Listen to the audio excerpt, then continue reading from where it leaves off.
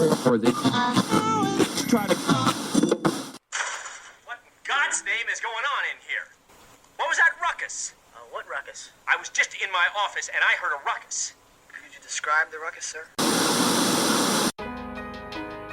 You're now listening to Music Impulse with Smilez.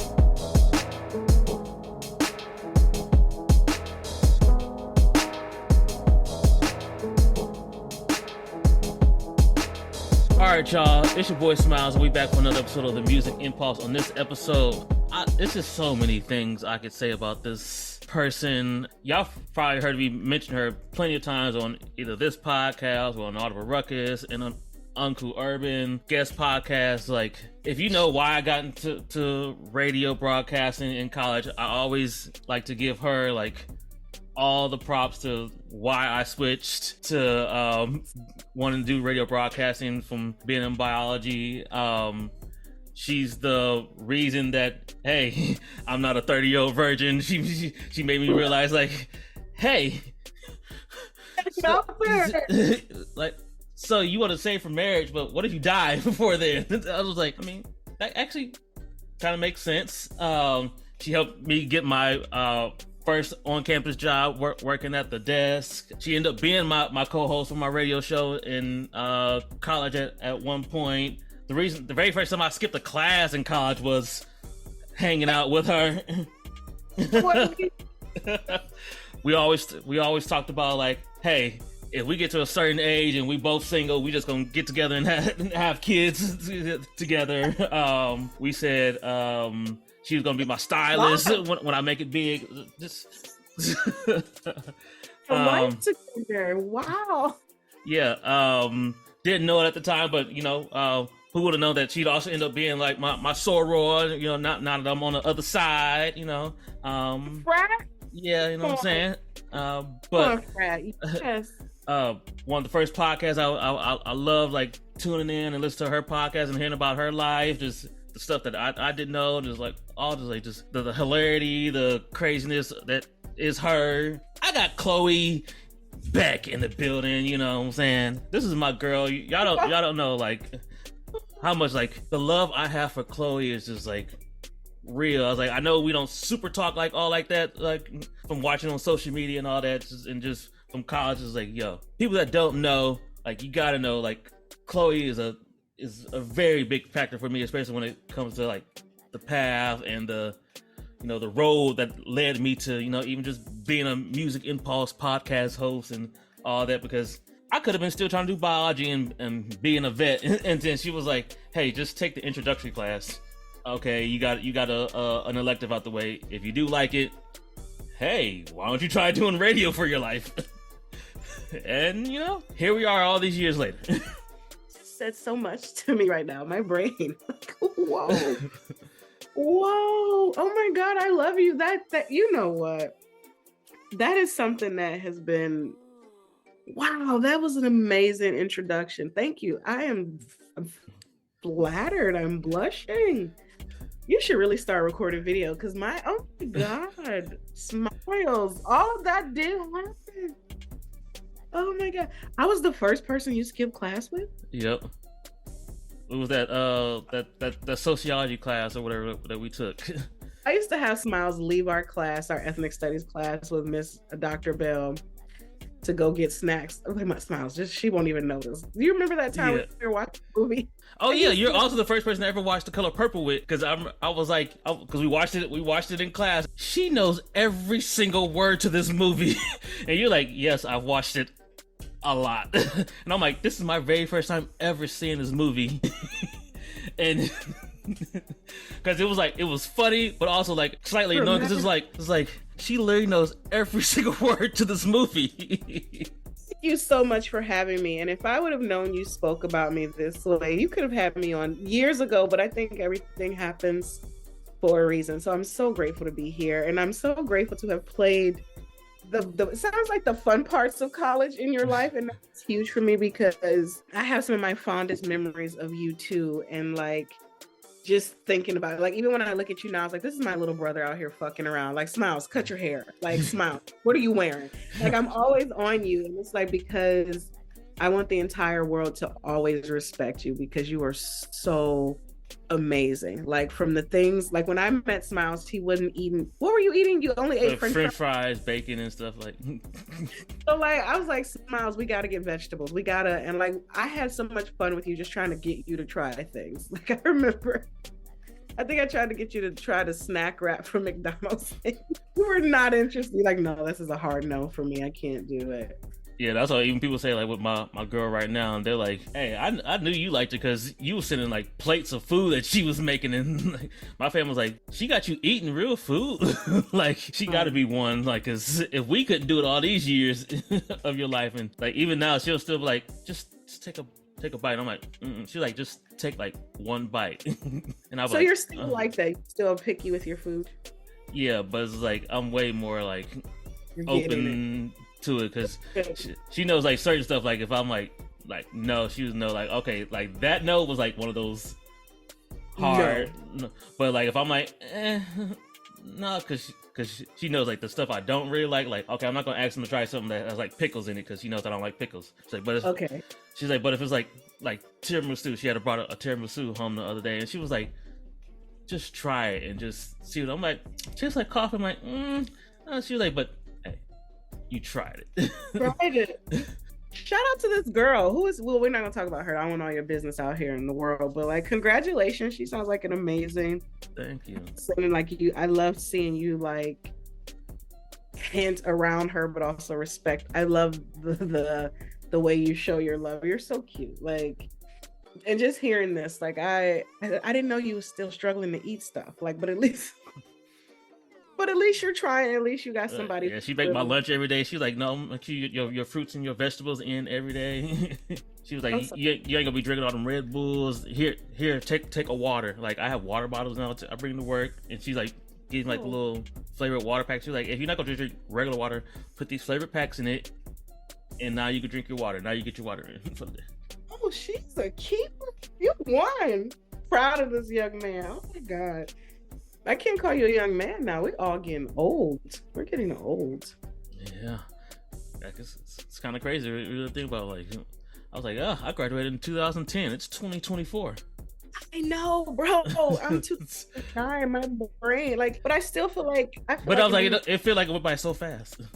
So, and I still feel young. I still feel like I'm in college, right? Like I feel like we could meet right now at the student union and we would not look out of place. Like, I feel like our generation is in this really fucked up, I don't know if you curse on your podcast. Oh yeah, go ahead.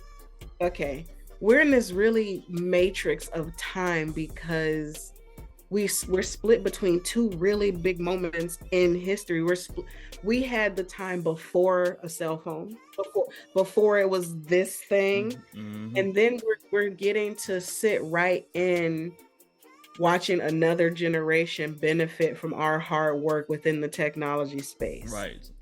Like they're getting to have fun with it and not care about what it does to your job. Not like it is, they get the ability to have it be their job, right? And we're still trying to navigate how do we show up, or I'm trying to navigate how do I show up on these apps as this creative, cool person that you just reminded me that I am, versus the person who has to pay rent.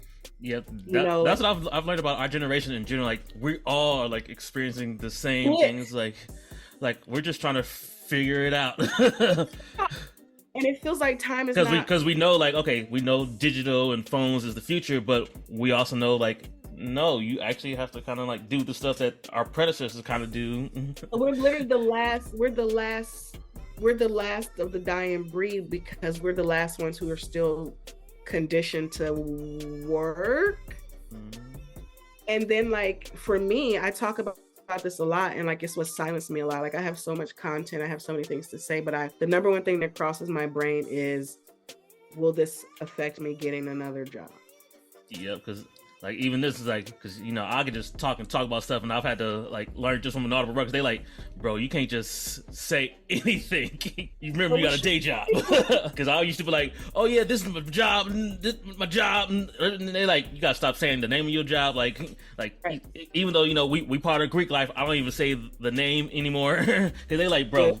Because even one of the guys in my chapter had heard like a podcast. He was like, "Hey man, you gonna have to kind of like, you can mention like the stuff you do, but you don't have to like be say, oh yeah, this the blah blah blah fraternity blah blah blah." He's like, you gonna have to kind of calm that down. But like that's one thing in the Greek space, but it's a different thing in the life space. Like if I show up and I do a stellar job and I'm impactful, what I say on my social media should not jeopardize my entire career. Right. And it's terrifying. Like I also want to talk about this. So like you might see me cry, but like this, disclaimer, everybody, I'm in a very intricate emotional space in my life, and the one thing that I am allowing myself to do is cry. Like if the tears come, I respect them enough to let them fall.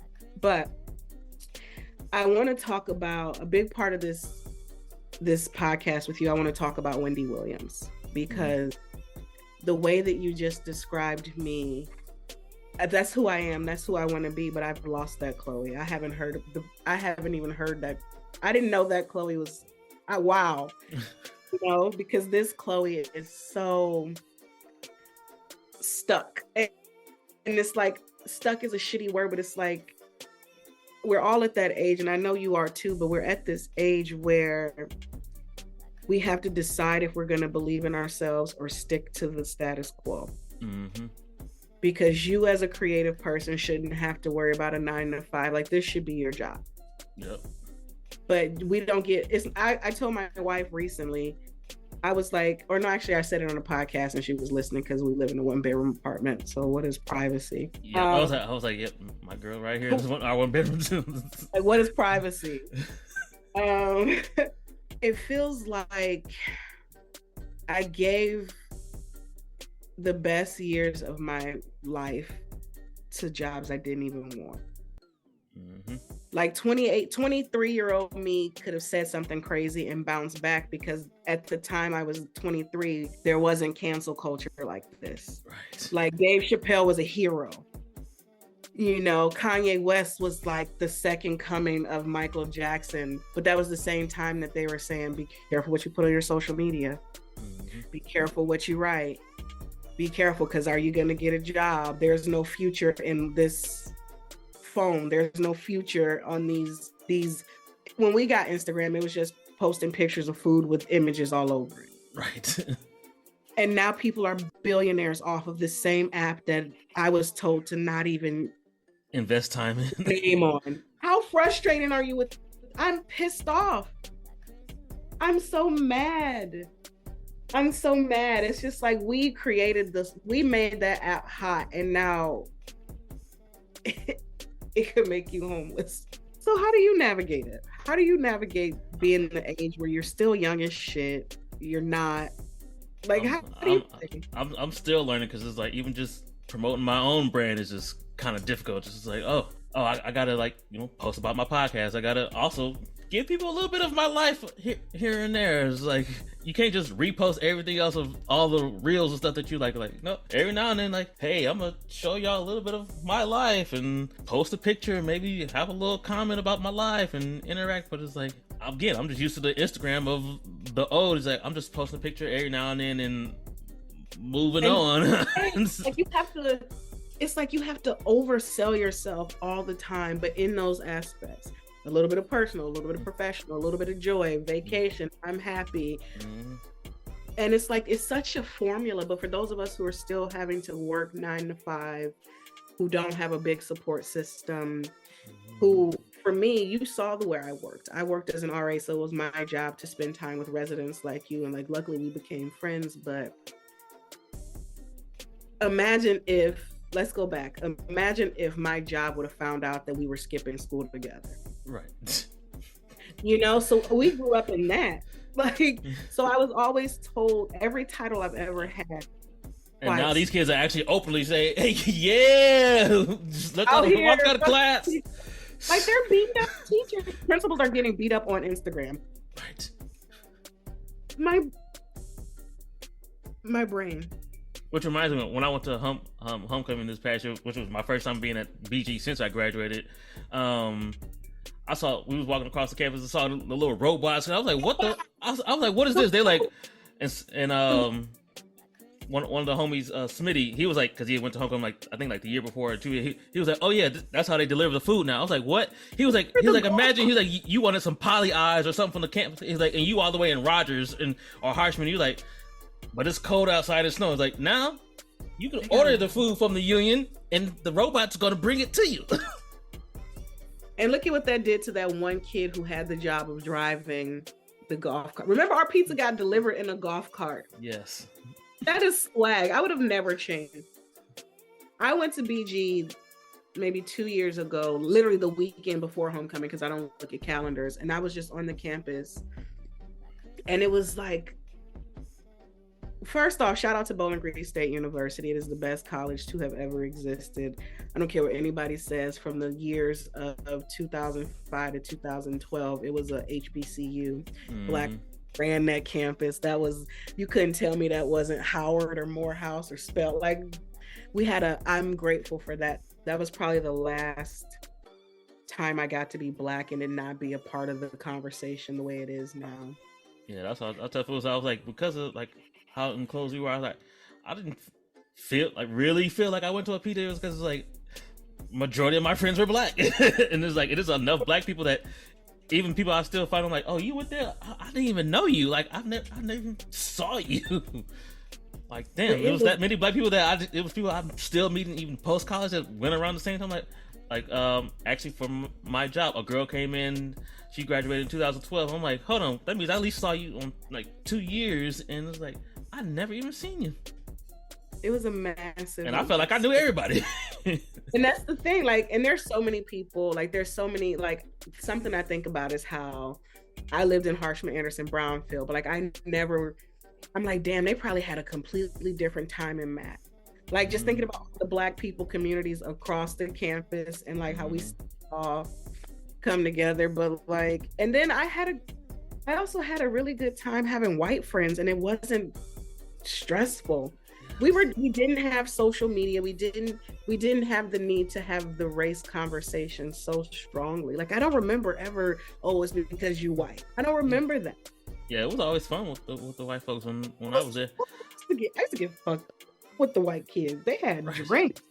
Yes, like I always said, like my boy A-Dub, I remember talking about the first time I went out with him, and he was like, "Hey, we hanging out with the white folks tonight," and it was just so different because they were like, "What do you want to drink? You want this? You want that?" And I'm like, "Yo," because Black people was like, "All right, I'll pay this round, and then you gonna pay the next round." They was like, "Not your white friends, not your white friends." We took a shot, and they was like, "You want another one?" I was like, "Another one?" Yes. "Oh, you just gonna get beer, cases of beer." Fireball, liquor. I was like, "Yo, I just got lit for a whole night and I didn't pay nothing." Free. And they wanted our approval. Like, I remember one night I was out throwing up because they talked me into chewing tobacco, and I swallowed it, and it was over. Didn't know the rules. And I'm literally throwing up, and they're like, "Hey, Chloe, we're gonna rap for you." So I'm throwing up, and they're like, this. I'm like, "Yeah." I'm like, "Nigga, I'm over here dying," and they're like, "Yeah, we know this song, 99 A 99 Proud, but J1. Literally was rapping because I think Kingdom Come. Yeah, like they were rapping like Jay-Z, and I'm just like, when I think about all the movies and how they portray college, they're absolutely right. Like, college was wild. Like, now here goes another conversation about social media. I'm sorry, I'm really stuck in this thing. On the other side of social media, think about how much fun we got to have on college without the phone. Yes. Imagine going to a party now. They're all on their phones. Imagine, like, remember the snowball fight? Right. Yes. It was like, all we really needed was like a picture, just like a before or after, and that was it. Like, literally, we were so present. Like, I keep thinking about it. Like, my niece went to BG a little bit after I graduated, and she ended up dropping out because she ended up being in a part of that messy the shift between wanting to go to college and wanting to be an influencer. She got caught in that, and it's like she literally lived in my building. She lived in Harshman, and I'm just like, just from the 2 conversations, I'm like, sex, fight, like I'm like, we, and it was like they didn't want to be friends. It was the way she described it was like if you was black, like they hated it. They had to not like each other. Like, oh wow. Like, you know, like that catty, who is she? Who my weave is longer. I'm like, nigga, for 3 years I wore sweatpants. Like now they got these bust down. Like I feel sorry. At one point I'm so jealous, but at one point I'm sorry because they'll never know what it's like. Have life without the phone. A life. Yep. Yeah. Because even now it's like that's why we haven't forget. Like, oh, I have to capture content when I go out, and it's like I just want to go to an event and just be present in the event and just do that. It's like oh, I have to like record me walking in. I have to record part of like the show or whatever I went to. I have to make sure I get a nice good photo of me at the event and all that. Like before, we would just go and enjoy the event. Literally be at the shit, like be there kicking it, like, and even that, like I'm like I have dreams of just being I will never say influencer. I have dreams of being the person that you talk about, the podcaster, writer, comedian, the multimedia mogul that I would be. I'm ready to be her. But it's exhausting. Like I was watching one today and it was like a dad taking his kids to school, and then like there's that shot where he's getting out of the car picking up the kid. So that means you literally had to park your car, get out, set the camera up, get back in, and pretend to look like you're a caring father, which you the time it took you to set that scene up, your kid could have been in school. Yeah, that's how we doing that. Just when I be seeing people like again, like the parents or whoever, just in their houses, it's like you see the one shot them walking in the room, and then you see the other shot. It's like you just got cameras just all everywhere, or you gotta stop and pause, and then I'm supposed to edit that and get it out, and every day, every fucking day you have to do, and like people do it. Like, you know, I have 2 sorority sisters from my from the chapter who are influencers, and I'm just like, you might not know them, but I'm like, you really are doing it. And it's like the kind of money and time and freedom I would need to be able to do that, I would only get once I become famous doing that. Like, who can afford? I can't afford to do that kind of content and still make it to work on time. Right. And when I get home from work, I don't want to I have no energy. And now it's like the more I have the potential to lose. And it's like the time that I'm finally waking up and choosing myself is at the time where I've already created so many expectations for my life. And I want to just fucking sell all this shit and move into an RV and travel around the world. Like, I'm done. I'm so done with this. And then if I record that, then I'm an influencer. I was like, this world is just crazy. And again, like you said, we in this weird space of like, you feel it too. You feel it too. You feel it too. So it's not just me. Oh yeah, no. Yeah, I've just learned that like pretty much like everybody in our age range is kind of just is in that same, like some people are doing it really well, have committed, like, or how it looked anyway. Yeah, it's like props to y'all, but then there's like people like me and you who are just like in this weird space, like we're just trying to figure it out, and other people who are just like, hey, I'm stuck in my ways. I don't do that social media stuff. I don't post or whatever. It was my life, my little moment. Yeah. Because I know plenty of people who like, yeah, the last picture that was posted on my Instagram was like 2018, but I watch everybody's stories and stuff, and I'm quite fine with it. Because Instagram is TV. It's true. Same with TikTok. There's so many people who just watch, and I don't know how to just watch, but I also don't fully understand how I'm supposed to share anymore. So once you learn that, please teach me, because you're younger than me. I thought you had all the answers. Yeah, I'm still trying to figure it out myself. And it's really just being consistent, because I'm like, consistency and just putting the time in. It's like, okay, I'll do it, but it's like, oh, I have to do this like every week or whatever, and like, but life just in general, like going to work and taking care of myself, and also being in a relationship and being involved with stuff. It's just a lot. And it's going to take a lot for us to get into a space to.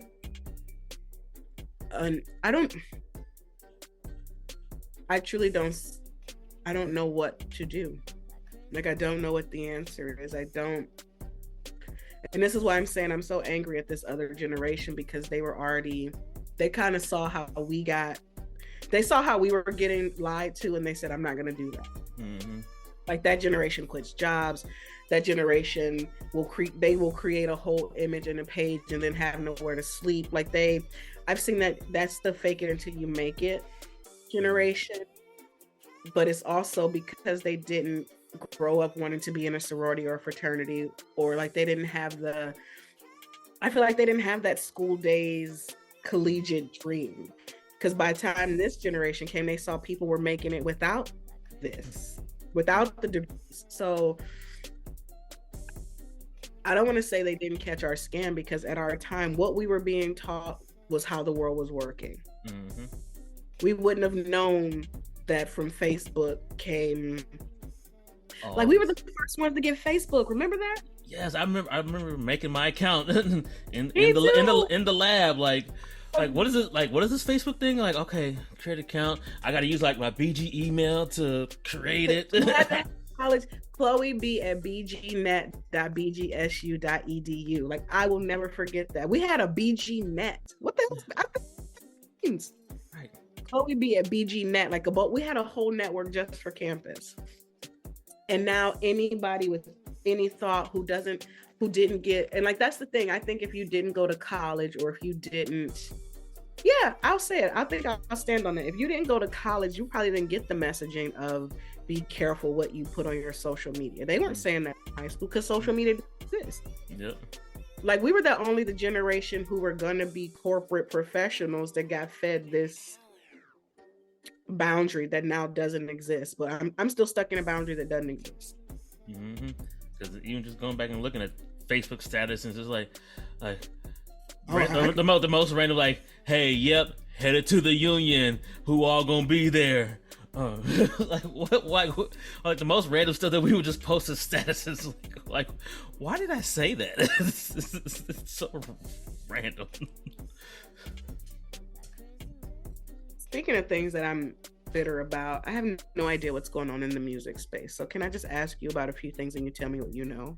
Yeah, which also, before we get into that, what really was related to is, like, I saw a video just this morning of a kid. He posted on Instagram, like, I can't believe I got attacked for talking about I didn't know who Killer Mike is. And he's like, so I just told, I told like all y'all like OGs, the people that's older than me, to like send me like song recommendations. He was like, yeah. So he's like, one day while I was walking to class, he's like, I started like listening to some of these songs, and I'm just like, I don't like none of these. Like, he's like, all these older rappers was like super rapper, lyrical, miracle, like all about the lyrics, and it's like nah, like my generation, he's like I would say, like, you know, the mumble rappers, like, we don't care about none of that. We care about the vibe. Like I just want to be in the mood. What the beat telling me? Like, I don't care. Like, somebody could say lottie dottie da da da boom bam bam on the track, and I wouldn't even know. Like, as long as the flow just sound like crazy and put me in the mood. I'm just like, so we're the last generation about lyrics. Yeah. Clearly. Wow. That's I swear. I'm so glad you told me that, because when I listened to this new music, I was like, these niggas ain't saying shit. Like, what is this? They don't have to say anything. It's the vibe. Mm-hmm. They're selling an image. Mm-hmm. And like, so as long as that beat and the flow kind of sound nice, like ooh yeah, but a crazy beat, they like, that nigga could be sitting there talking about how he like, grape the person and all this and murder, kill, and like, oh, he said that? I didn't even know. Here. That's insane. Okay, so are you jealous of this generation, or are you sad for them? A little bit of both. Because it's like, damn, like these kids are our future. Like, yes.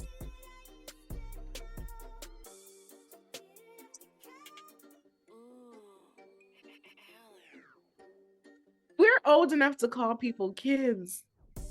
You said these kids. Yes, they are.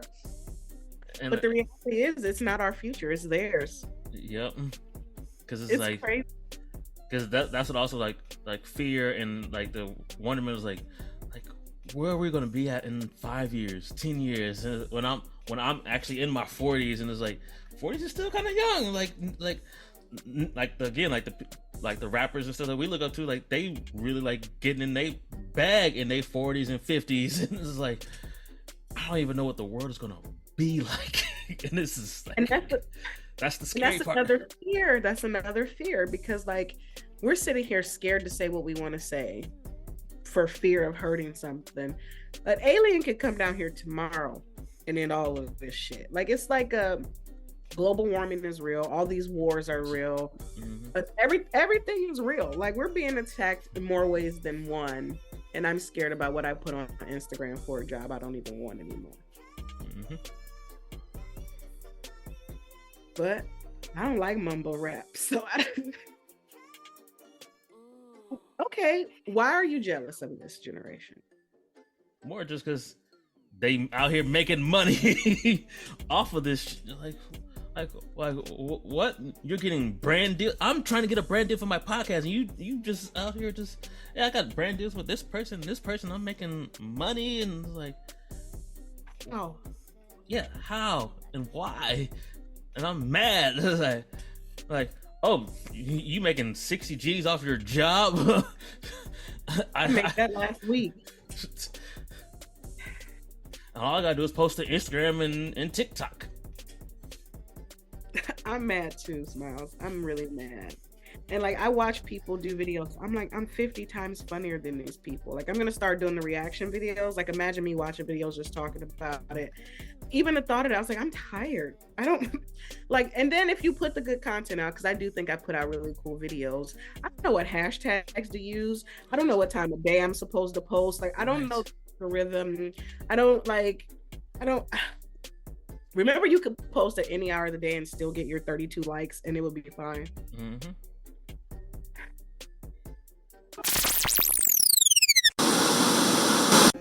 Hey, what's up, y'all? It's Neezy here. I wanted to make sure that y'all go and get your Naturally Nay Instant Moisture Duo. That's right, you know this Instant Moisture Duo can be used on braids, locks, twists, beards, and all of your natural hair. The moisturizer is all natural ingredients. One of our key ingredients, aloe vera. You know aloe vera is really great for your scalp. And our oil blend is a mixture of the best oils that you can use to promote hair growth and give your hair a good shine and overall just a natural glow. So you're getting two amazing products. Make sure you go to inaudibleruckus.com/naturallynay. And also you can follow us on Instagram at naturally_nay, Naee.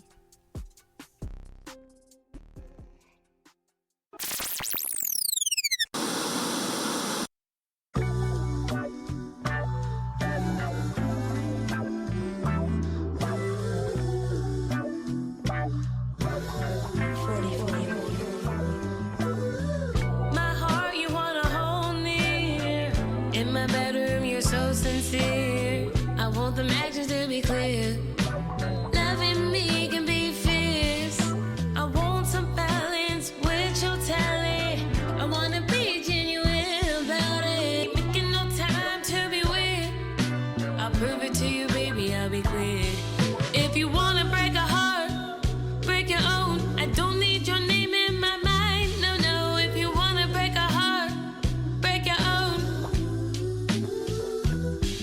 If you wanna break a heart, you wanna break a heart, you wanna break a heart, then break your own. If you wanna break a heart, you wanna break a heart, then break your own. Messing with my heart is a risk. It's a bomb and it goes hit. Fuck them lames and they shit. I know you're just listening to me about it. The past, it was rough. Bet you know it made me tough. I'm letting you know you can hate me, but I want you to know you don't play with me. If you wanna break a heart, break your own. I don't need your name in my mind. No, no. If you wanna break a heart, break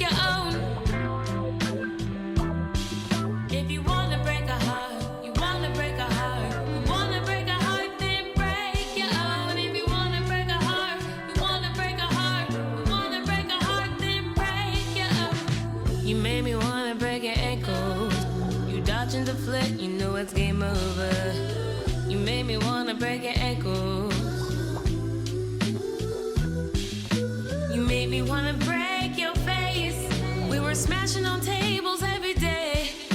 You made me wanna break your face.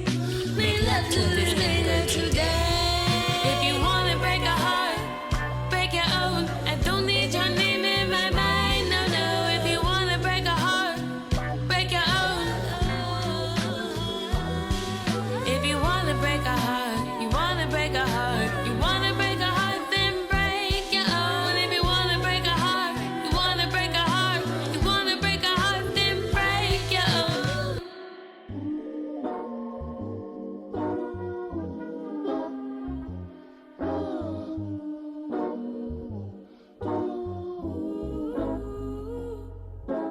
Tell me, is this real? I don't want it to be in my head. You're sending out signals. It's giving me a break. It's cool that you're grounded and even profound, yeah. I don't wanna be caught up with you, and I can't shake the feeling. If you wanna break a heart, break your own. Don't need your name in my mind, no, no. If you wanna break a heart, break your own. If you wanna break a heart, wanna break a heart, wanna break a heart, then break your own. If you wanna break a heart, wanna break a heart, wanna break a heart, then break your own. Your attempts at healing might be misguided, and I'm convinced that you're looking at this all the wrong ways. It's a little bit of that with a little mix of this shit and have me reeling after a long day. I don't need another broken heart on my sleeve, I'm chilling. Every good story need a villain, I get it. Sure that we all sick of cliche and can't listen, but looking at it, none of this would seem obvious. You wanna break a heart, I know I am not the one. You can't take your party where you know it don't belong. If you wanna break a heart, you're probably better off alone. I'm not trying to play those silly little games anymore. If you wanna break a heart, you wanna break a heart, you wanna break a heart, then break your own. Wanna break a heart, wanna break a heart. If you wanna break a heart, then break your own.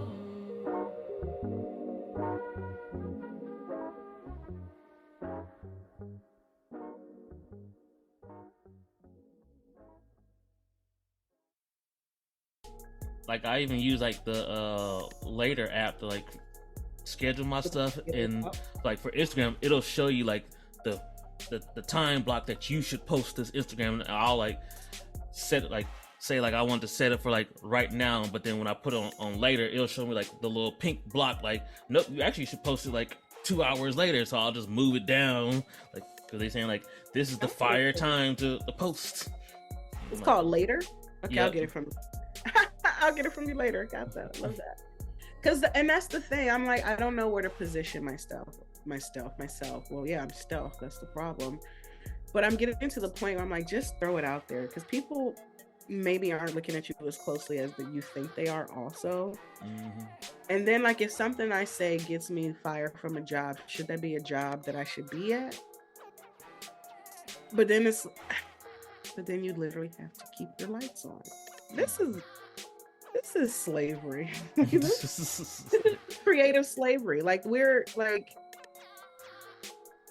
so many of. I'm so glad to have this conversation with you, because I'm like, is it just me? But so many of us. I watch so many of us. I have a lot of closeted conversations in my DMs about this kind of thing, and it's like we don't know how to. It's almost like we don't get to participate. Mm-hmm. But how do you make money, and how do you become? I should already be working with Beyonce. I should have been working with Issa Rae. I should be Netflix. I should be all these things, but I'm sitting here about to start a job making $65,000 working with kids from this generation. I'm terrified to work. Imagine, I'm like, you know how many teacher videos I see who kids they beat up their teachers on TikTok? I'm terrified. Like, you say the wrong thing to one of these kids, now you shot. Yeah. Now you're their mother beating your ass. Like, what happened? Would never think to hit one of my teachers. could never catch myself in a situation worth that. And they all want to bring out their phones just to see your reaction and capture it. Just to see your reaction. Clickbait. And it's like, you gotta let the kids no, like I'm really from the streets. I'm really like, I will. That's the part too. But I can get in trouble if I react because you want to be an asshole. Even in these corporate jobs, like I'm like, don't let not one of these fucking titles fool you. Like, bitch, I grew up in the projects. I watch people blow their brains out. Like, I am choosing to be professional. I'm choosing it. I'm choosing not to show you my circumstance. And that's the other part of this shit. Like, I've let people talk to me like I was stupid. And I'm like, what you don't know is, if these degrees weren't on this wall, I would beat the fucking shit out of you. And I would feel so good about it, you dumb bitch. But you can't do that. Yep. You can't do that, right? You can't do that. But that's the thing. They think because you have degrees that, oh, you must be of a certain class to have even gotten this. Some of us who had nothing also can get a degree and a full ride. Mm-hmm. You know? So it's I've never been so silenced in so many parts of my life or noticed it before. Like, we're literally in a world where fucking one post can get you working with Beyonce, or one post can get you in jail. Like, right. It's the dynamic of like, it's what extremes. Right. True. Like, you'll ever get to a place the margins are so wide. And that's the same thing about cancel culture. The cancel culture spectrum is so wide. There is no safe place to play, because depending on who's receiving your content, if it's not safe to them, you just messed up for the end. I was like, I stayed in these lines my whole life, and I stepped once, like, I was still in the right lane. Oh no, how do you navigate other people's feelings with what you want to say? Mm-hmm. And furthermore, I'm not talking to you. You found my page. Mm-hmm. You don't like what I say, you can push. If you don't like my lyrics, you can press fast forward. I beef with radios. They don't play my shit. You know, this is where we grew up. If you don't like it, you just press fast forward. Now it's oh, I don't like it, you must lose your job. Right. Ooh. And it'd be from people that's not even part of your audience. And that's what I'm saying. Like, I don't even know you. It's like the people that follow me and know me, they know this is me. That part. And like, how are you supposed to throw stuff out there hoping enough people understand that moment? I asked one question and almost lost a job that it was like, it's crazy. Like, I asked one question on social media and almost lost my job, had to do an apology tour. Like, wow. My question was valid. And because somebody was kind of sort of rubbed the wrong way about it, now I'm terrible at my job. I wasn't talking to you. The question wasn't for you. And furthermore, if the question bothered you, no, this is something we could have done. You could have commented and we had a conversation. Mm-hmm. That's another part of this. Like, people, you see a tweet and you automatically do that thing. But I'm like, what happened to us having a conversation? Saying, I don't agree with you. Let's talk it out. Let's just talk it out. And like, we can find an understanding or just agree to disagree. Disagree. And that's the thing. I've dealt with people who went to HR versus talking to me. And I'm like, if you choose to go to HR over talking to me, you never wanted to have the conversation in the first place. Mm-hmm. You wanted to be malicious and vindictive and nasty. And problem. And what if what I said on social media is not even like my full thought? It was just like that second. That one little piece is like, maybe my full thought is like a paragraph, but I only said like one sentence. I only get how many characters? Right. And on the other side of it, even if that was my thought, it's my thought. Yes. It's my thought. It's what I think. No job title should tell me what I think. If I am doing the job and what I'm thinking does not directly cause you to lose any capital in your organization, if I think that Taylor Swift is the worst thing to ever happen to music, that's my opinion. You can disagree. Mm-hmm. the war that's going on. I don't have an opinion about it. I don't have to post about either side. I don't have to give. It's not my problem. I'm a Black woman. I have no energy to care that much about something that has nothing to do with me. The good old days is like, even at work, where it's like, yeah, we didn't talk about politics, religion, pay. Oh, we didn't do that, and like, now it's been. Yeah, because I remember actually one job of a guy who when he first said it to me at one of my older jobs was it was a guy at work, super cool guy or whatever, and then like I heard it was like when Trump like was first like running for office when I was working there, and he had said something about like, this is why I want to vote for Trump because he this and I was just like, you're telling me?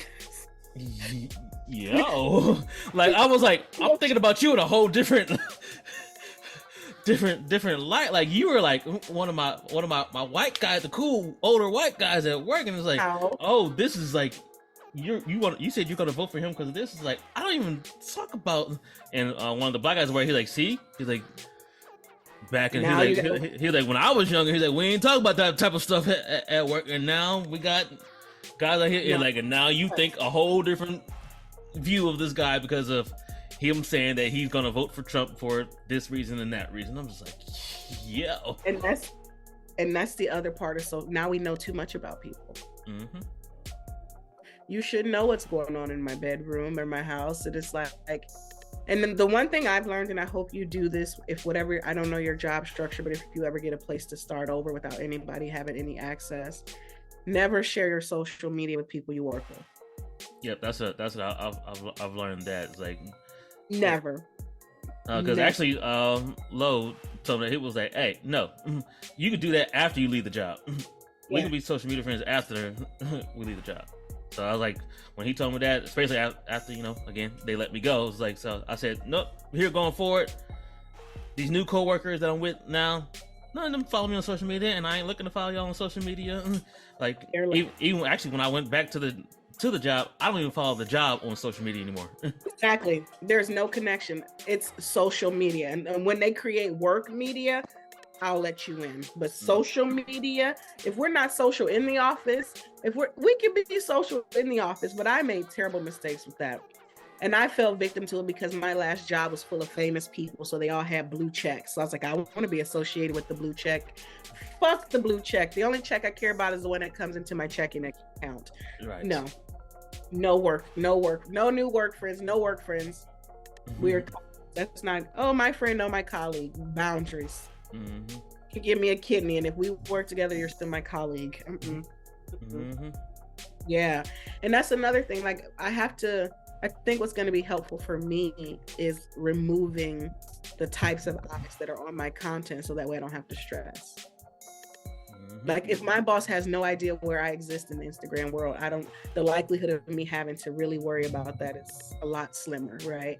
And it's like, I'm not going to get on social media and say fuck, insert thing I shouldn't say fuck about, but like, I'm allowed to say, I think white people are racist because of how they're treating Beyonce with this country song. I'm allowed to say that. Yeah. I'm allowed to say I don't really want white women singing Texas Hold'em. Like these are things I've said, and it's like, I'm a person who's worked in diversity, equity, and inclusion for a majority of my life, and I still feel unsafe to have the conversation out loud about race. How is that effective? Because actually, I remember when you were saying that to me when we were getting ready, and I looked, and I'm like, oh, this really is a thing. It's like, because I went on, like, I remember saying it on LinkedIn, and I was like, oh, because you said like, yo, I work in DEI, and we still have our own issues about speaking about issues with DEI, and like, I'm like, oh, this is really a thing that people like, even in this field that's become popular, especially since the pandemic, is like, since George Floyd was murdered. Not the pandemic. Once that man was murdered, this whole universe turned to the Black woman to attack it. If you look at some of the biggest positions of diversity, equity, and inclusion, the first, they're all Black women. How can a Black woman teach a white millionaire straight man anything? The Black woman is the most disrespected person in the world. And you're going to give them a position to stop racism. Mm-hmm. And then a lot of these companies started within the last like year or so. Just now they like getting rid of it. Like they cutting them.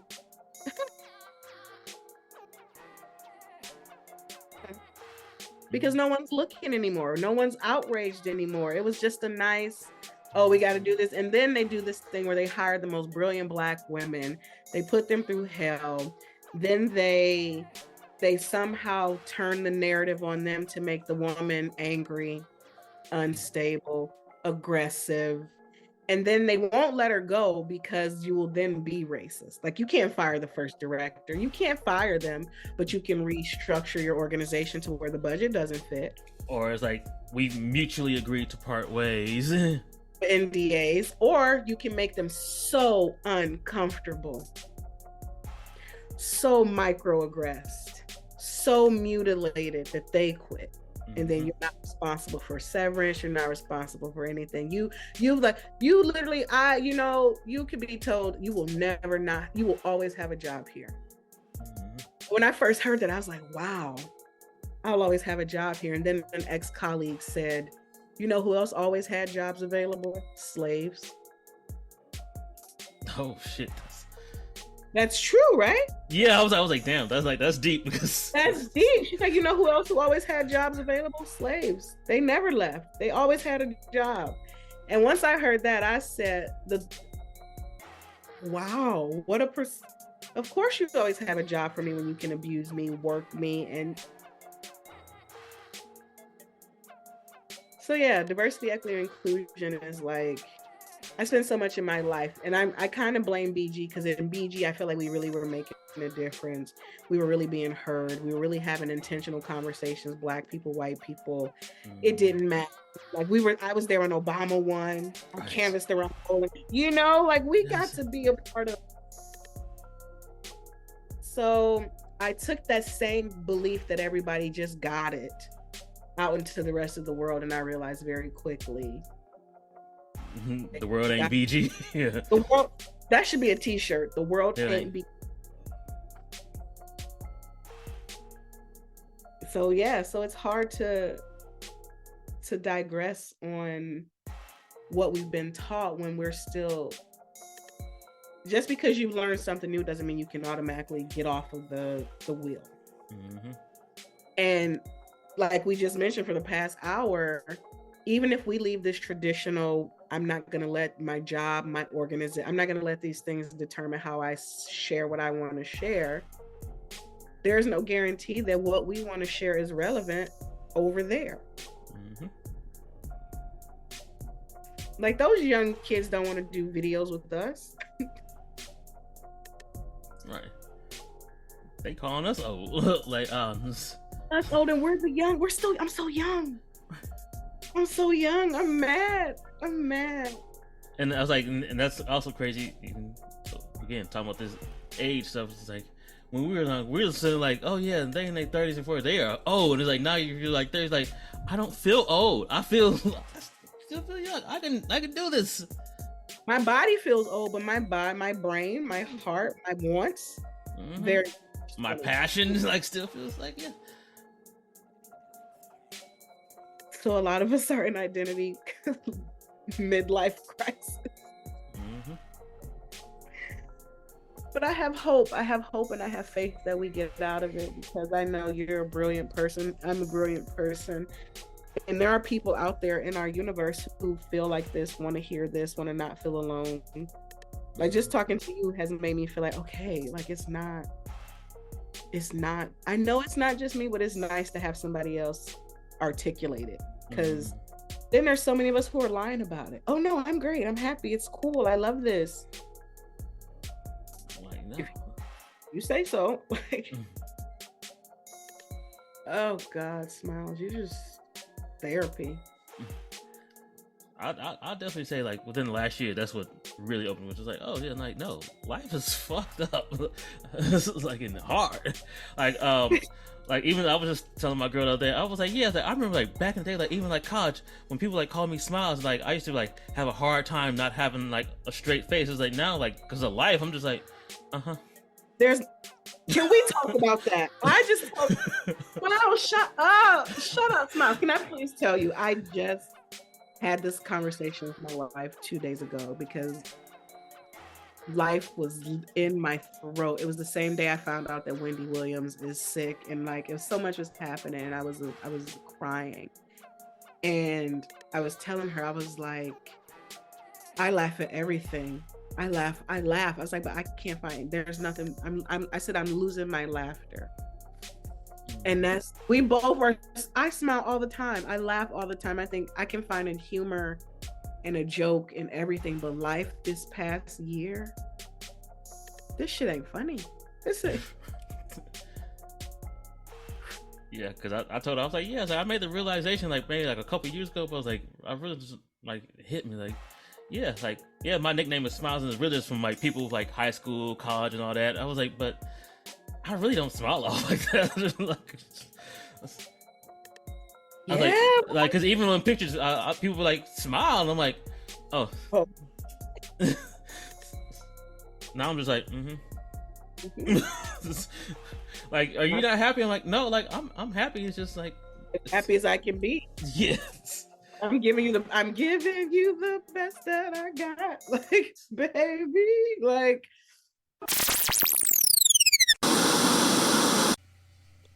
What up, Inaudibles? It's your boy Smilez, aka the Hip Hop Abstractor, aka your lady's favorite Inaudible, and I'm just telling you to tune in Music Impulse on all streaming platforms. Yeah, it's your boy Smilez, and I'm out.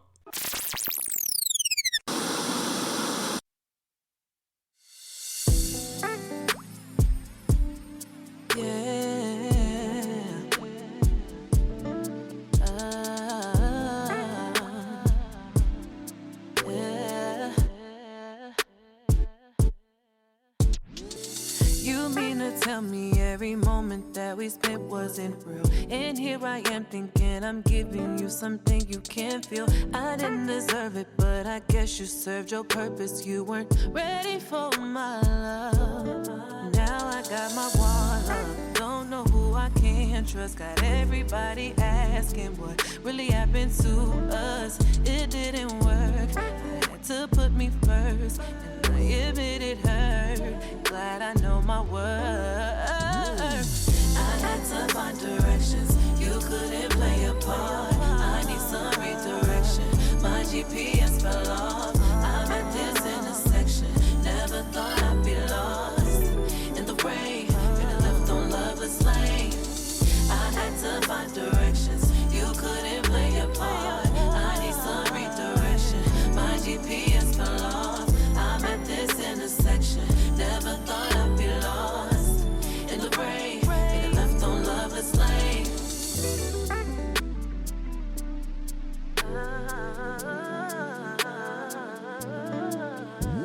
I wish you would have left me alone. And I'm trying not to let my heart turn cold. Now I done turned into someone that I don't know. I hope the scars that you left me never show. Gave you the map, gave you my love, and I'm taking it back. There's nobody like me, I promise that's facts. And I'm standing on business, leave you where you at. I had to find directions. You couldn't play a part. I need some redirection. My GPS fell off. I'm at this intersection. Never thought I'd be lost in the rain. Been left on loveless lane. I had to find directions. You couldn't play a part. I need some redirection. My GPS fell off. I'm at this intersection. Never thought I'd be lost in the rain. Been left on loveless lane.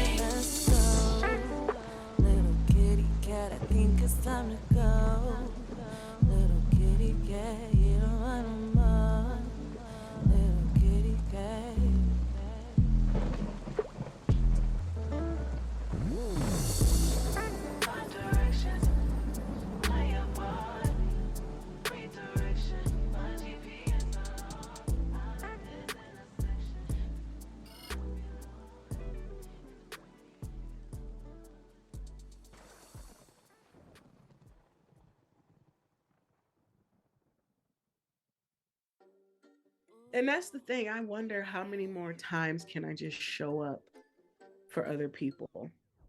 Like, I'm thinking about this new job, and like I'm exhausted. I'm devastated. I don't want to do it. Like, I would rather suck dick on the corner before having to go into this job.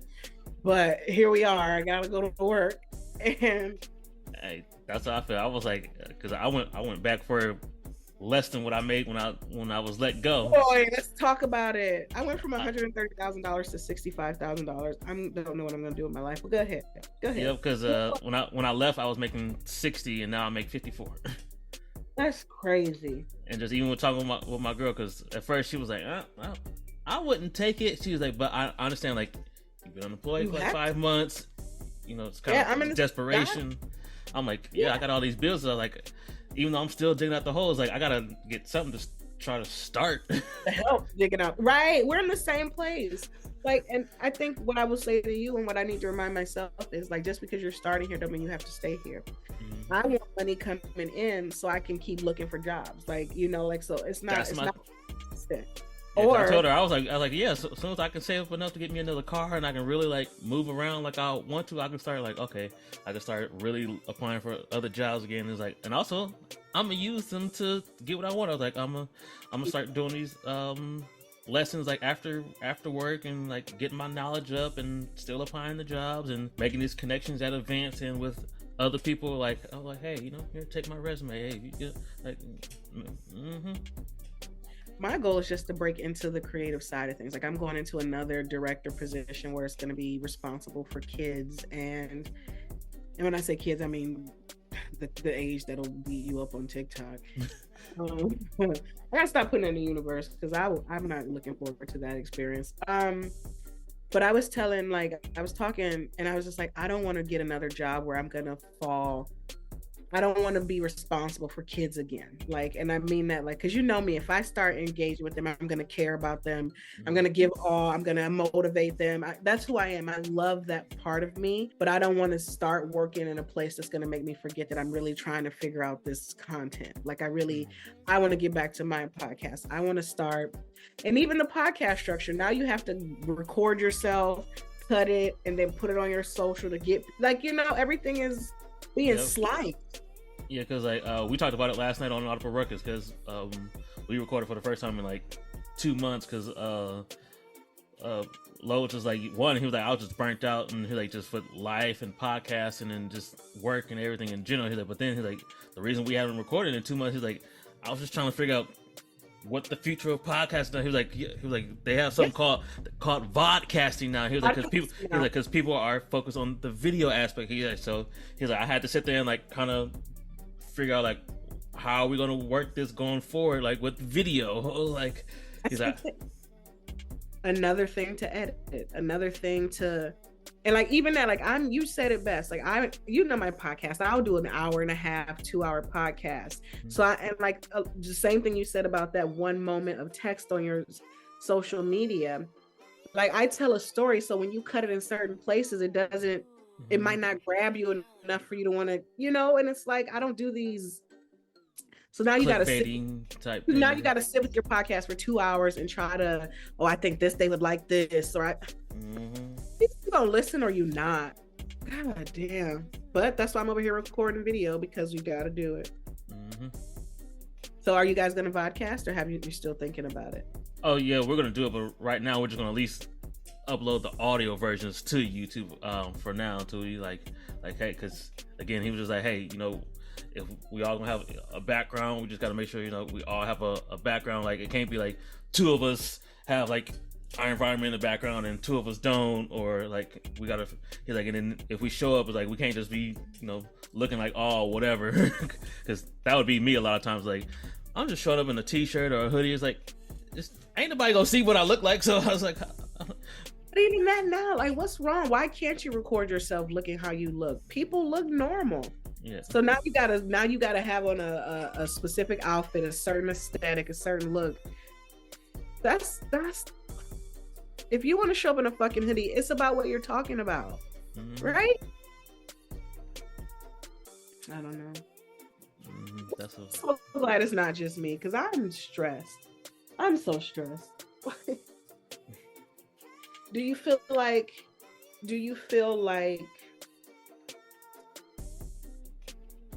we could be successful without having to do the social media thing? Do you think it's possible? Nope. Nope. A little bit. We just gotta kind of find like our audience and our realm.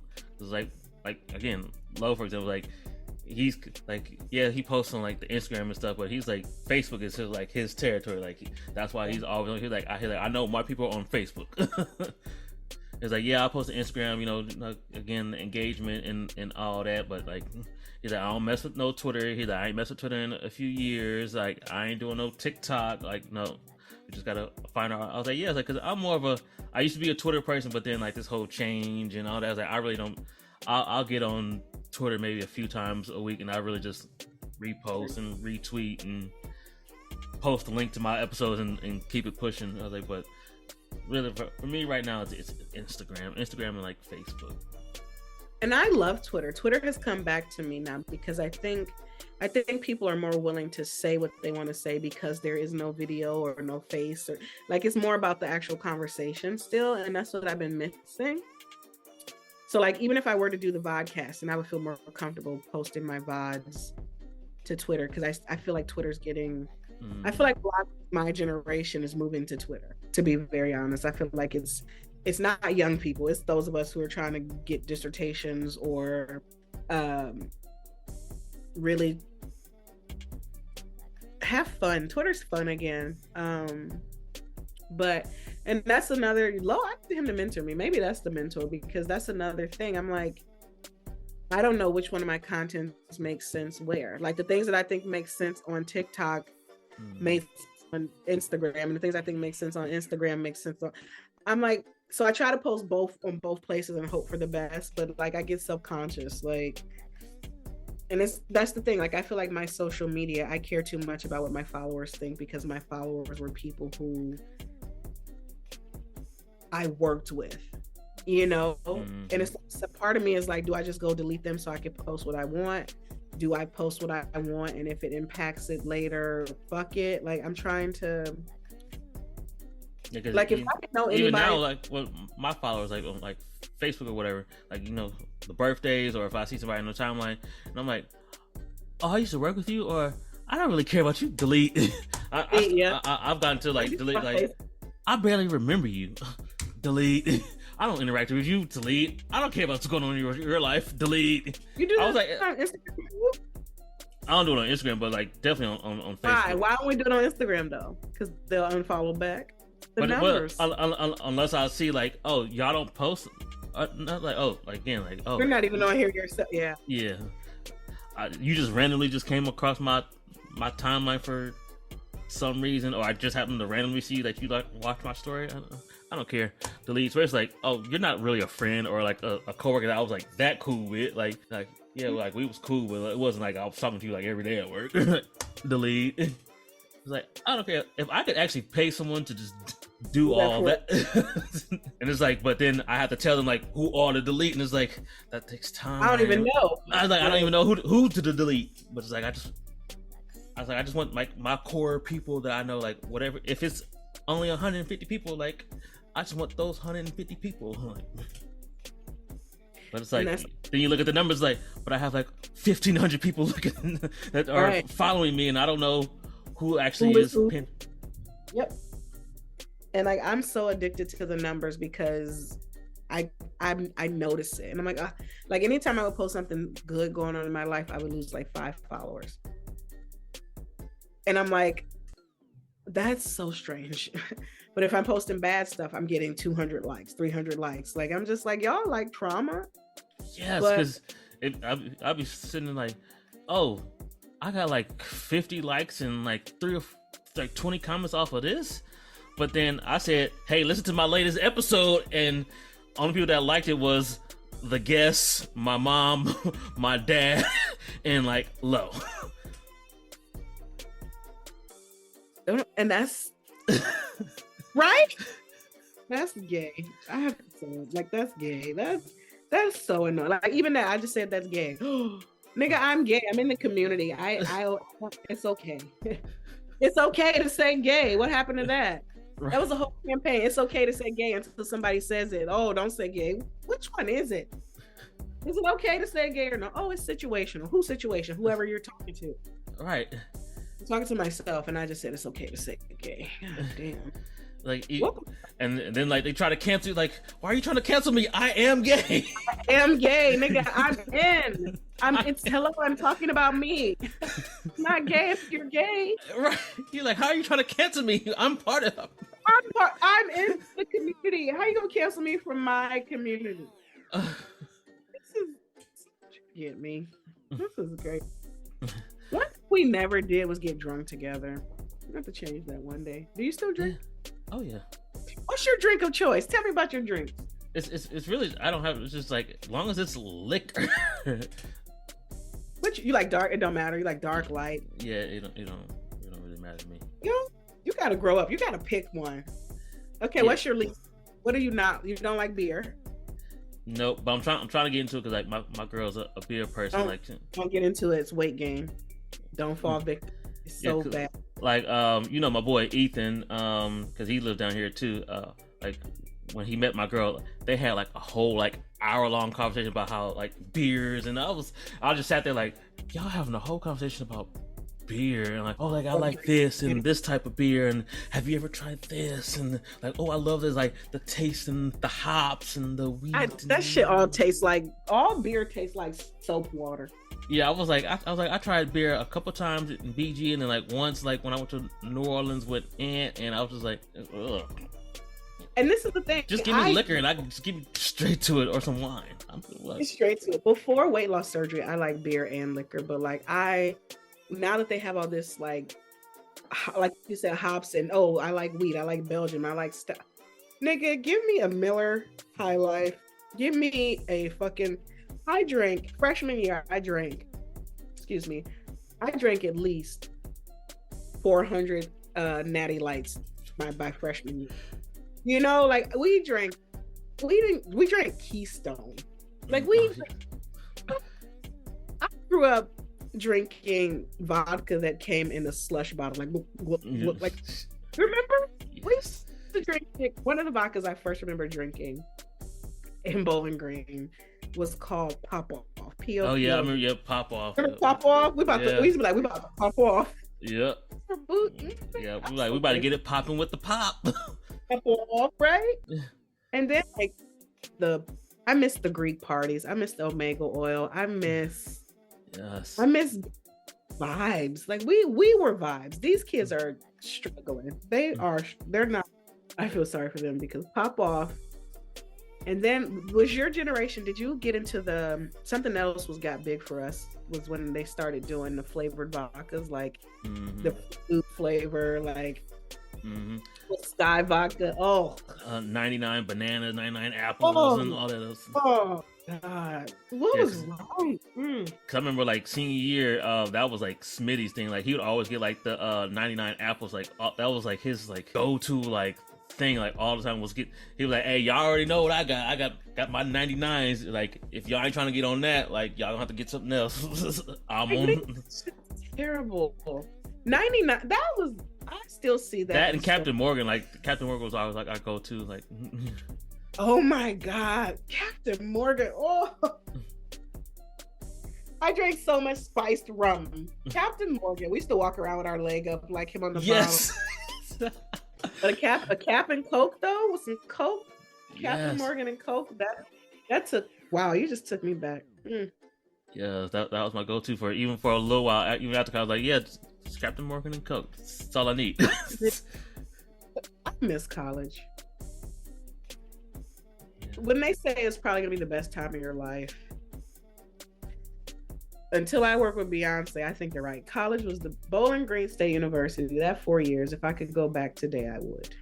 Hey, I say it all the time. I'm like, if I could go back and repeat another time, I was like, I'd always say my time in college. I was like, college was fun. College was lit.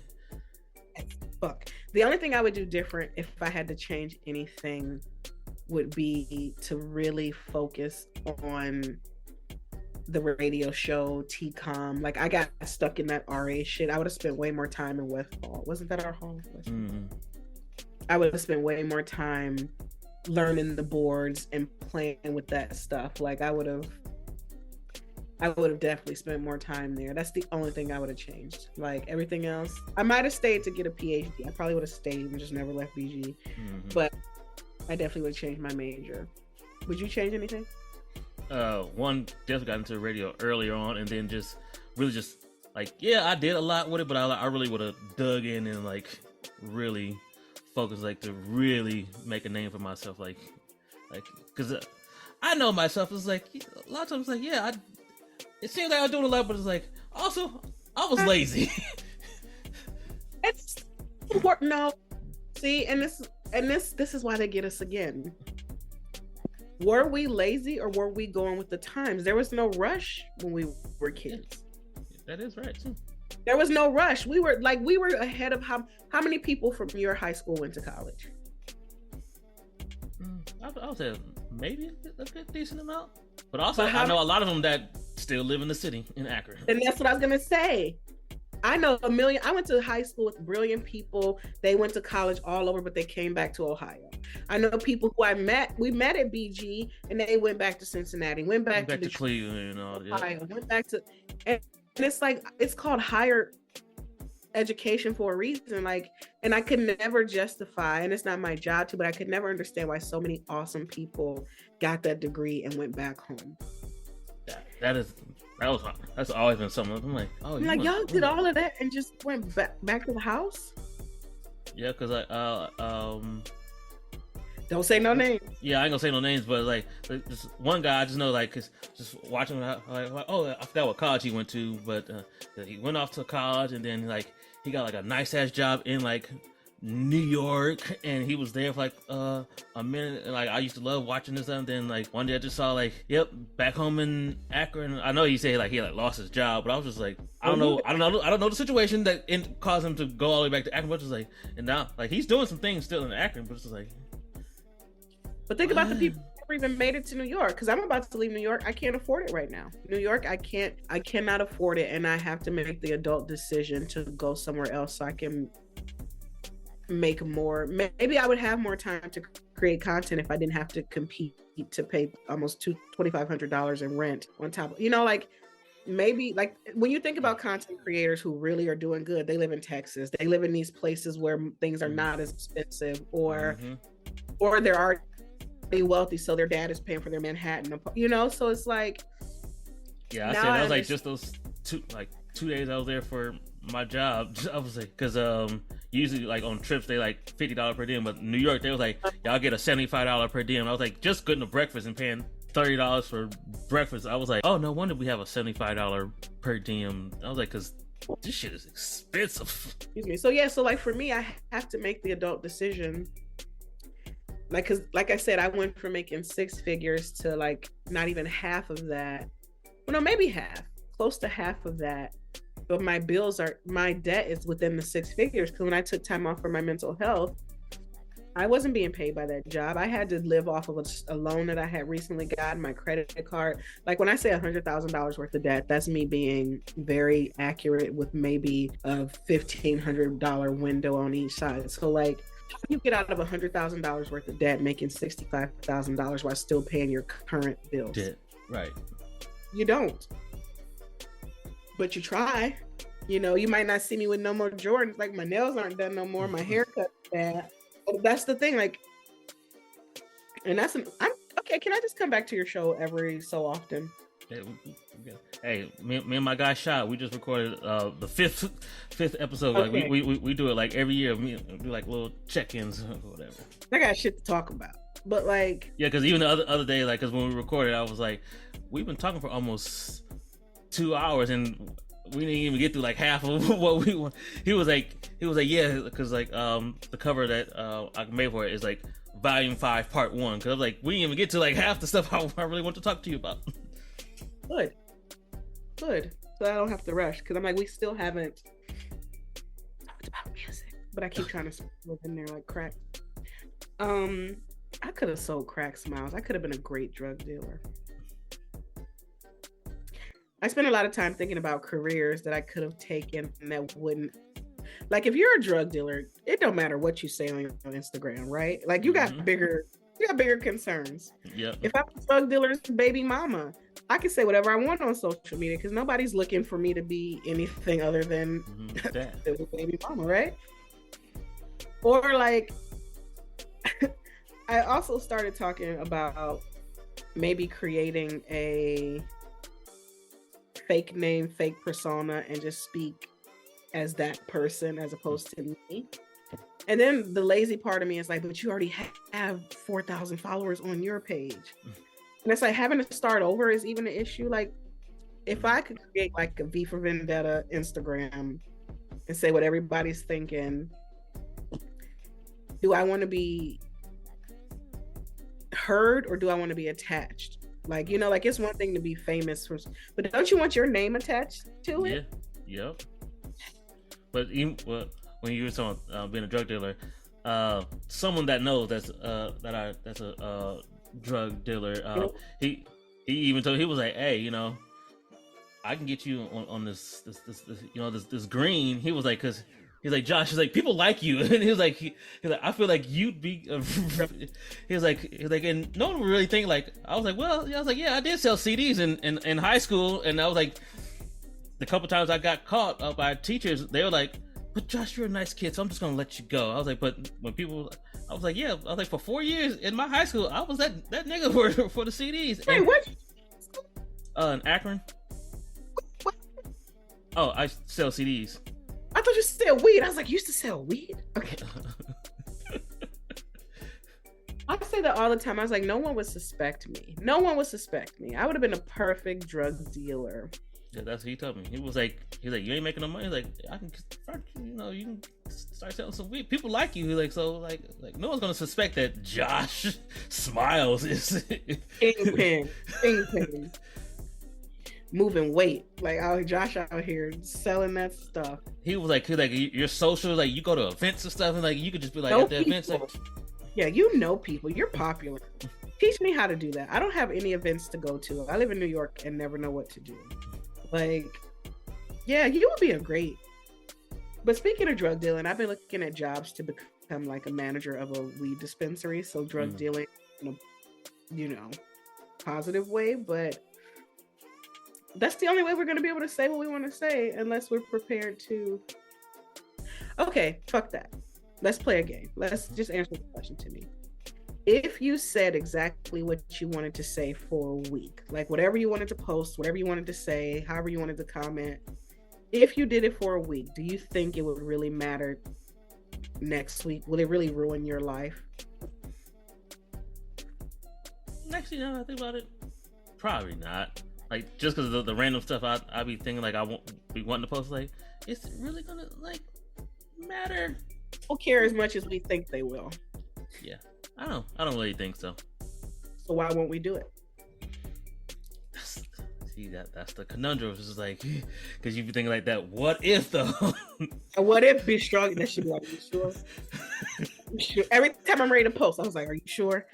Because even just like reading people's stuff, and I'll be wanting to like comment on it, I'm like, or repost it.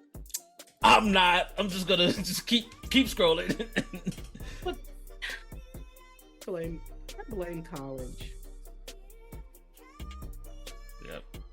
Why? And like everybody who I know who went to school at the time that we went to. Okay. Name somebody from BG that you know on social media who will say whatever they want to say. Like, how many people do you know who really don't seem to care about the thing that we're scared of? I can only think of one person. But thinking about the people, I'm trying to think. Who? Trying to think. I can only think of one person, and if you don't know who, that's fine. But like, tell me somebody that you know from college that just says that is authentic on social media that you're like, wow, they really said that. Besides me, I know it has to be somebody. I'm just thinking like, it's like being put on the spot. I was like, I know, and I'll probably get on Facebook and see like that was the person. But when we come back to the next episode, you take a list. But right now, can you name anybody that just jumps in your head like, oh my God? No, right? Nope. Because we're all scared.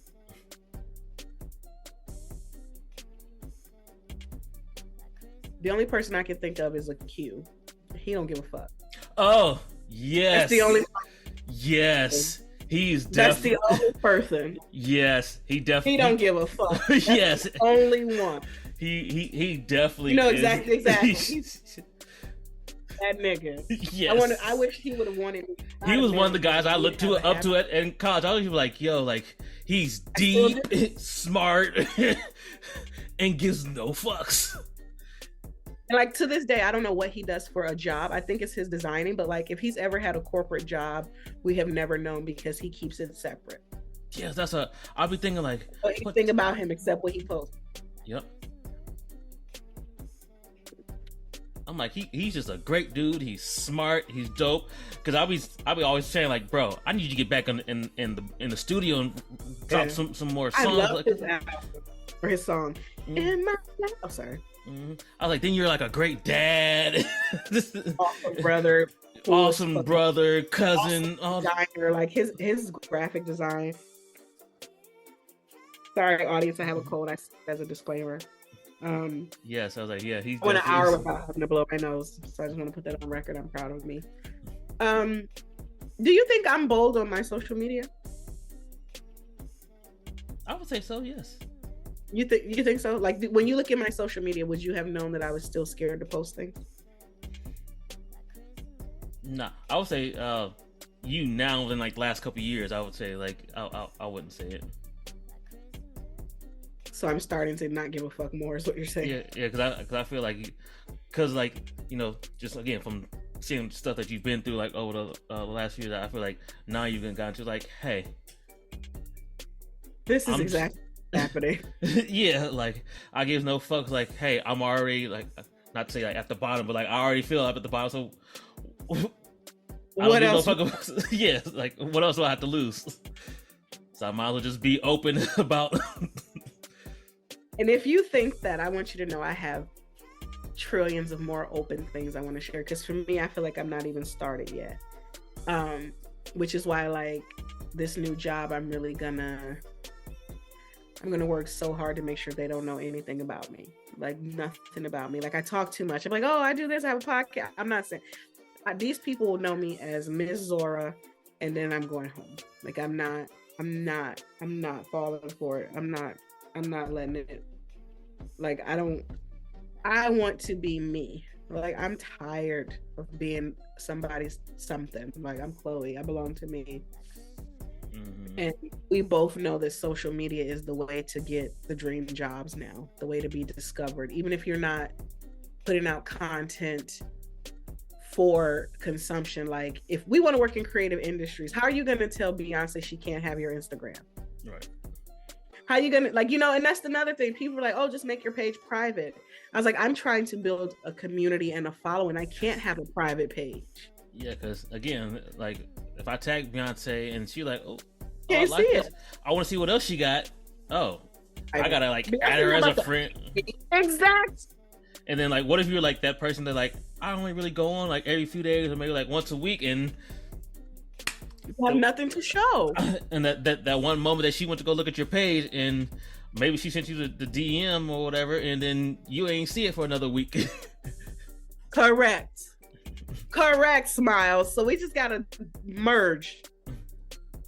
These are the things I think about. I'm like, if Beyonce, and it's like, I'm to the point now, I'm like, I don't give a fuck what my employer thinks if they see my page. I just need Beyonce to be like, okay.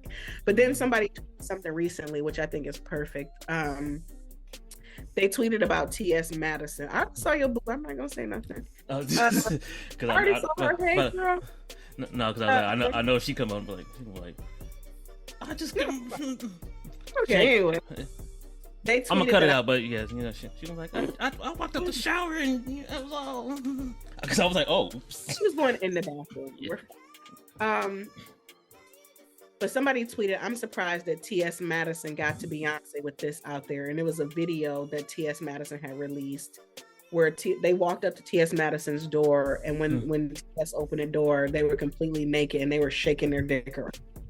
Like completely naked, like T.S. Madison. They're like, oh, I can't believe Beyonce worked with them with their dick out like that. And I'm like, well, if she worked with T.S. with her dick out, I'm sure she's going to work with me with whatever the fuck I'm saying. that might be another guy. He actually just stopped his podcast because he wants to do TV and film and all that. But like last year, before he canceled his podcast, he had moved his podcast from being on Apple and all that to strictly just Patreon. And I remember talking to him like that's interesting to just strictly have a Patreon. Like one, yes, it shows like people who are dedicated to listen to you to want to have to pay for it. He's like, but also he was like, bro, I'm making connections with like people out in Hollywood, and he was like, and some of these people are people that I've talked about on my podcast, like for like different things that they've done. So it's like I need to have it encased in something where like they can't just go out there and just listen to like, oh, he said this about me. Oh, he's like, because if they gonna give me an opportunity to continue my career, I can't have it out there. And then even with him just quitting the podcast now, I was like, yeah, why? He was like, he's like, I'm even more headway with my stuff, and I got opportunities. He's like, and I just can't have the podcasts of just my thoughts about, because like one people was like Drake's people, and like people were like Kendrick Lamar people. He was like, yo, I'm making connection with these type of people, and he's like, I don't need Drake's people to be like, well, he trashed my album or this or that, or I said that the bars. He was like, yes, I agree with that, but then I don't want my opinion of that to interfere with my production. Understood. Yeah, but that's so much to think about. There's so much to think about. Like that's so much to think about. Like social media. I'm imprisoned. Locked up, they won't let me out. So what's the solution? What are you gonna do? Because again, I was like, me and you the same. Like we just so openly and just talk. I just like, oh. I don't get offended when anybody else say what they're thinking. Like, I don't give a fuck. Like, okay, there are certain people that if you say something about them, I'm gonna be really upset and I'm gonna get in the comments, but I'm not gonna call your boss. Like, you will never talk about Whitney Houston. You will never talk about Beyonce. You will never talk about Wendy Williams to me. Crazy. Like, you're never going to talk about Betty White. Like, there are certain people that I'm not going to let you just talk about. But, like, I don't think you can say anything outside of the big ones. Like, I mean, honestly, I liked when Trump was in office because I liked that moment that you said you found out about your colleague. I would rather know about that than not, right? Like, how many people have we worked with who probably hated our skin, hated what we thought about, but felt comfortable saying that they voted for Trump? If you voted for Trump, that let me know exactly who you were and how I can act accordingly. Yep. I want to make America great again, because then I can point them out. If you see them, point them out. Like, Trump being in office did not, for me, it was Trump in office, Biden in office, Obama in office. I'm still an angry Black woman who is getting overworked and underpaid. Like, oh, you want Trump and he did that. Yeah. Like, I don't care, because it does not matter. Yeah, it's like, it's not really changing my situation. My day-to-day is going to be the same until I get over my fear of social media. Like, yeah, our day-to-day doesn't really change. And like, oh, that's what they want you to think. I've voted in every election except one since I've been able to vote. The one I didn't vote in, Trump won. And based on the numbers I saw, I'm pretty sure my one vote wouldn't have got Hillary into the office. So, and they're like, oh, what if everybody thought that way? I don't care about what everybody else thinks. I can only tell you how I felt about my vote. I didn't want to go into the polls. I didn't like either of them. I wasn't going to waste my time. So it's not like I did the same thing, because I was like, I don't think she's a great option. Don't matter. Right. If these are the two options, I'm going to opt out, which is also an option. You don't have to vote. You don't have to. It's your right if you choose to. I choose not to. And now I'll choose again. But this time I think I'm going to vote for Trump just to keep it spicy. Because I really don't care. Like, I think I'm going to vote for Trump just to see what happens. Like, and then I thought about the other. I was like, we ain't heard nothing about these other options besides Biden. I was like, because I literally had to Google. I was like, are there other Democrat candidates? Right? And then I don't know any of them. Yeah, because I was like, I don't know who any of these people are. No one's talking about. All we hear about is everybody that's going up on the Republican side. I was like, correct. I was like, and all it really is Trump, and then the Nikki Haley. DeSantis split. Yeah, like so. So if it's between Trump and Biden, I truly don't care. But I mean, it's gonna be between Trump and Biden. I believe. I don't see it going any other way. Yeah, I was like, y'all just want this rematch. So I was like, just get straight to it. And to be honest, I think Trump might win. Oh yeah, definitely. Like, right? Like, I truly think he's gonna win. If he's allowed to still run after everything that he's going through, he's definitely gonna win. I was like, every day, every other day, it's like, yeah, he has to turn over $350 million, or hey, this court case is, and he's like, I'm still going on this voting trail. Yeah, I'm releasing some sneakers. He don't give a fuck about what people say about him. So I'm gonna move around the world like Trump, because he's totally gonna win if he's on that ballot. It's gonna be him. We went from voting for Barack Obama being so proud to Trump. Who cares? Who cares? And if we're gonna be honest, what did Obama do for us? Obamacare, I'll give him that. We had a lot more music in the White House. There was a lot more celebration. Mm-hmm. I love his playlist. I love his top movies. I love that. We got Michelle, which was great. You know, I don't know. We got gay marriage. Thanks, Obama. But what did we get under Biden? Yeah, nothing. Did he good memes and videos of him tripping and Did he relieve your student debt? Nope. Yeah, me either. So I was like, and that was the one thing I was like, that's nigga, if you gonna do that, nigga, sign me up. Got my vote. So yeah. What do you wanna? If you could tell me one song to listen to right now, who would it be? Like, what's the song that's popping? Not Beyonce's Texas Hold'em, which is number one all over the world. Over 6 million streams on. She's number one globally for a country song as a Black woman, the first Black woman, and the love of my queendom. By Beyonce, Giselle Knowles Carter - We're Dear Friends. Not that song, because everyone's heard that one. I always make sure I speak about you. I'm wearing your shirt. I'm wearing a Beyonce shirt for those of you, because Smilez refuses to video this. What's one song? It's really not like. Who have you been listening? Okay, give me some artists that you've just been listening to, because I know nothing. Well, in fact, because starting this year, one of the things again to try to push out content is I've been making playlists. So tell us what's on your playlist. Yeah. Yes. So like the February playlist that I just dropped, we got that Mexican OT, straight out of Texas. The Mexican OT stands for that Mexican over there. He has a song. Person. Yep. Okay, I'm assuming he's Mexican. Yep. But he raps. He has a song called "Point 'Em Out" featuring the Baby. I do like the Kanye West and Ty Dolla $ign the Do It, because it got YG and Nipsey Hussle on the song. Like Nipsey Hussle's like starts it off like, you know, a little rap. I'm like, oh, y'all need to pull out some unheard Nipsey bars for a Kanye track. Okay. Let's see, we got Royce the 5'9" and Courtney Bell, West Side, straight up Detroit, just lyrics and bars. Ye Ali, he has a song called My Way with him and Kenyon Dixon. A girl that is here, she's from Dayton. I think she's from Dayton, but she lives down here. She has a song called Loveless Lane that I really like. So actually, when I heard it, I was like, yo, this is like that old school vibe. And I was like, I'm gonna put this on my Usher episode. She was like, oh yeah, I didn't like that Usher album. I was like, yeah, the type of beat that you use for this song is what Usher should have used more on the Coming Home album. Well, it wasn't good. I have to listen. Usher's not good.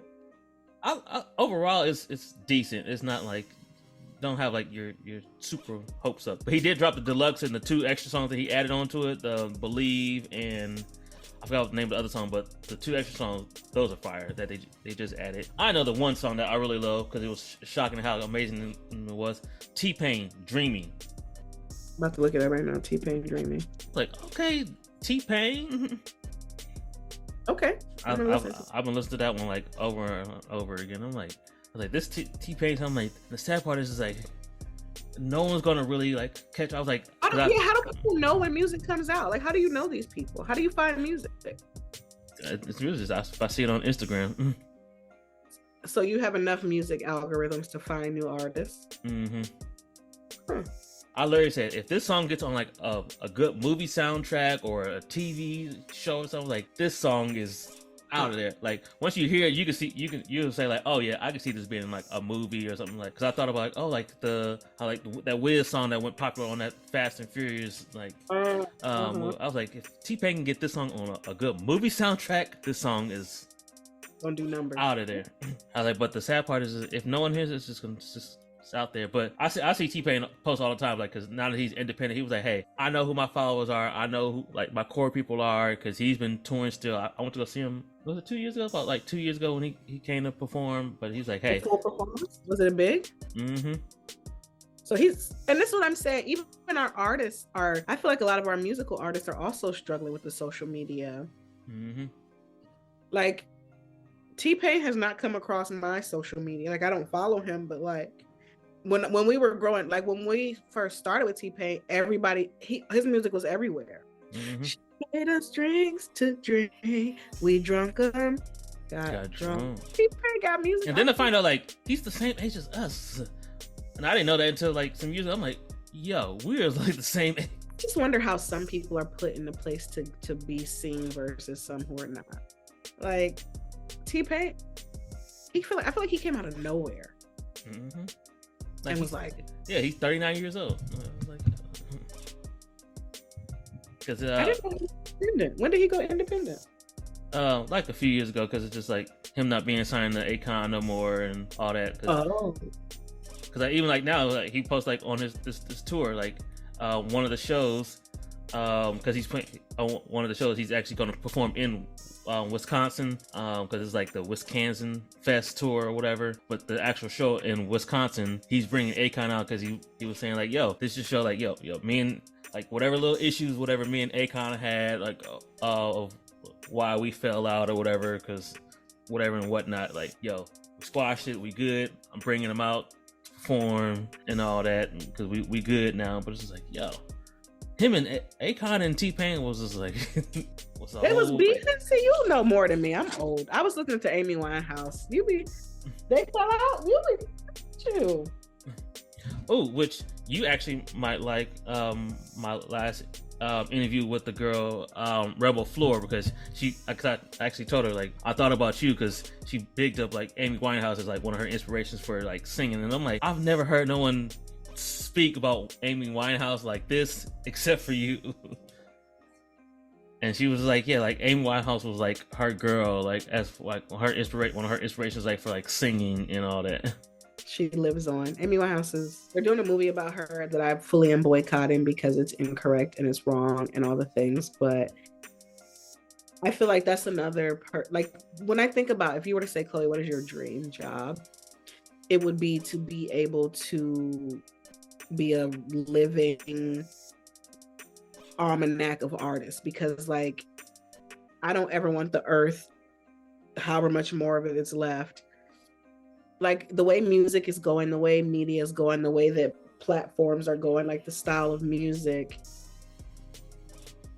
it scares me to think that in 15 to 20 years nobody will reference Amy Winehouse, you know, like Whitney Houston, like I don't ever want these big artists of our time and of the time before us to disappear, you know. So like, because we're getting older, like I'm witnessing the reality that certain artists who might not be Beyonce big but were big in their own right might die with us, because kids right now don't care about the lyrics. You just said that. They don't care. They want to hear mumbo jumbo.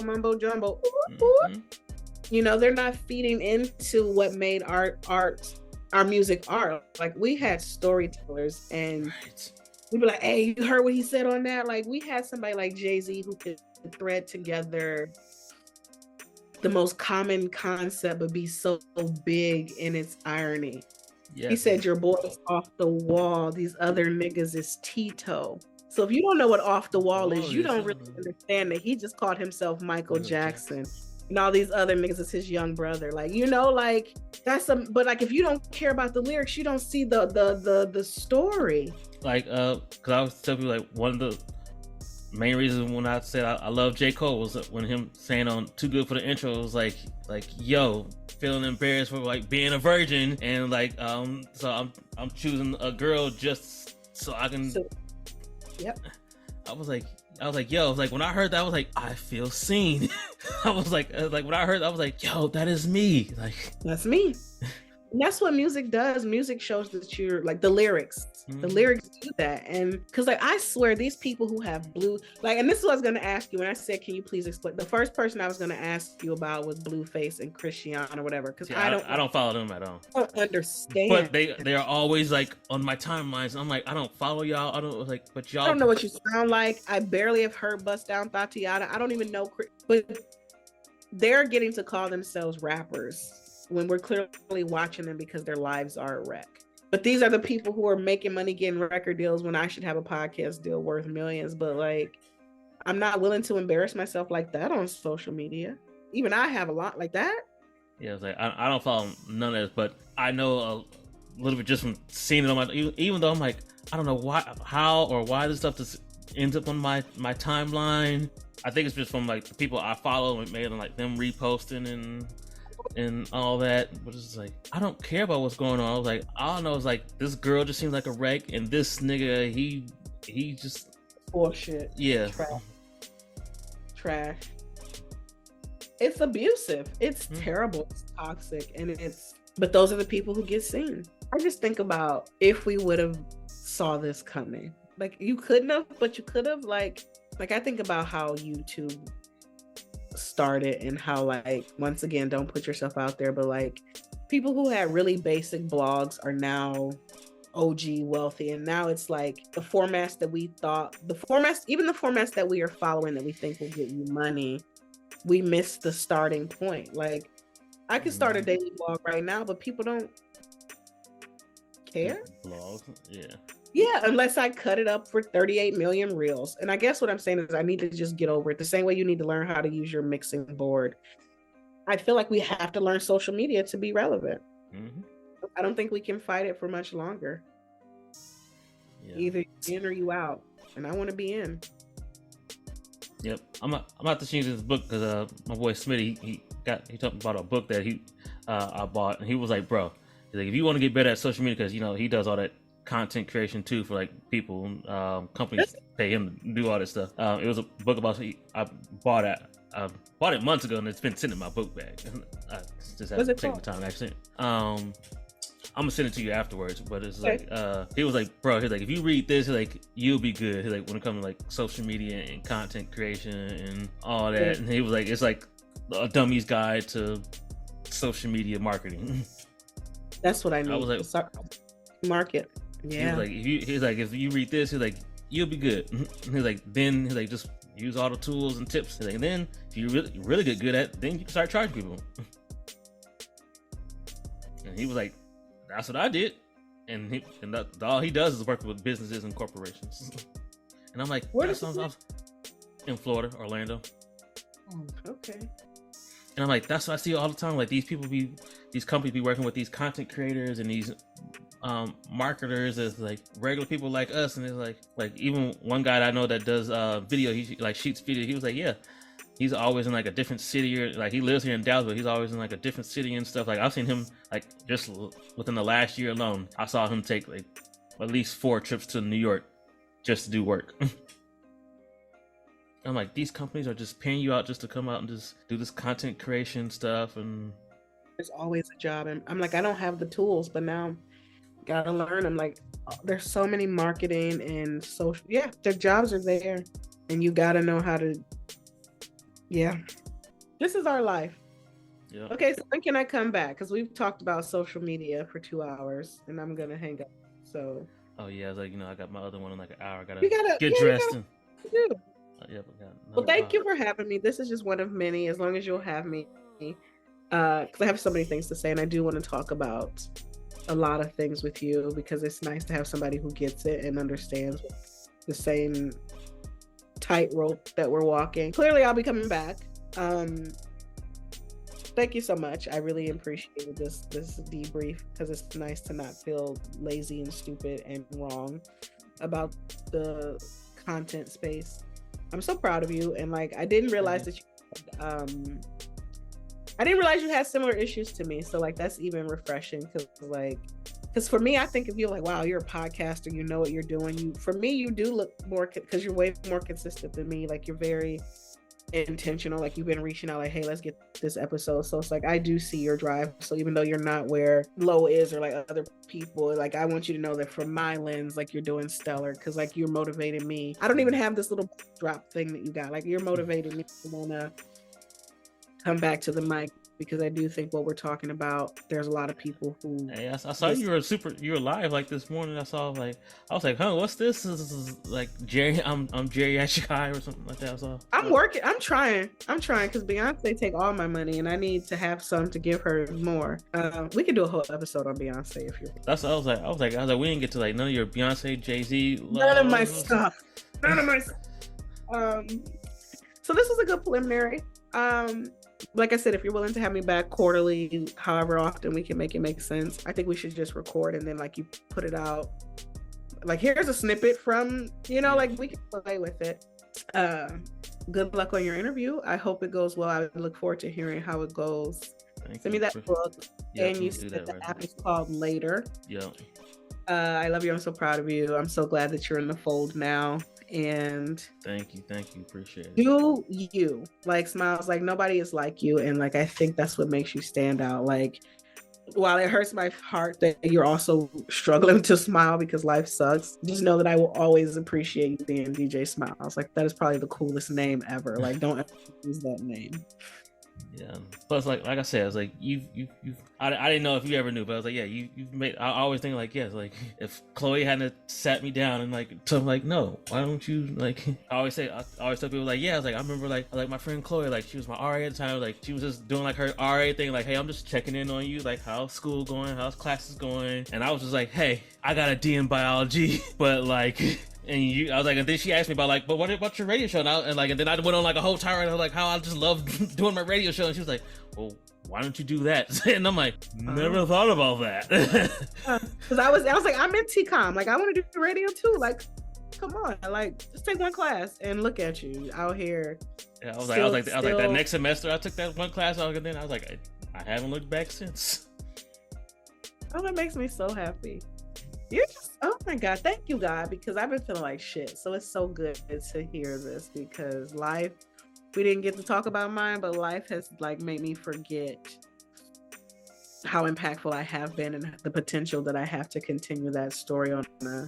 I love that you have this memory of me, and I'm so grateful that my conversation with you was able to change your life in a way. Like I couldn't see you doing anything but this. So like I'm so glad you're not a scientist trying to navigate COVID.